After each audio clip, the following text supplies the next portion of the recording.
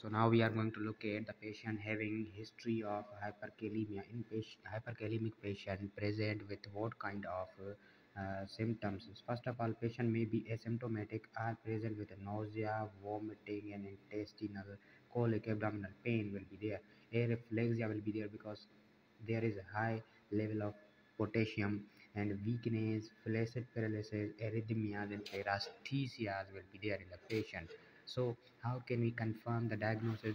We will perform certain investigations, like we will look at the potassium level. We will also do ECGs. There will be changes in the ECGs finding level, like tall peak T wave and wide QRS with prolonged PR with loss of P waves will be there. As you can see here in this ECG, patient having hyperkalemia has a tall T wave and a prolonged PR interval with a low P wave will be there. How can we treat patient having hyperkalemia? First of all, we will give calcium gluconate patient to stabilize cardiac membrane potassium level. Another, we will give insulin because it transfer potassium inside the cell and avoid hyperglycemia. Beta agonist is also effective for hyperkalemic. Eliminate potassium from diet in the patient with medication, certain like penicillin having potassium. We will have to avoid that,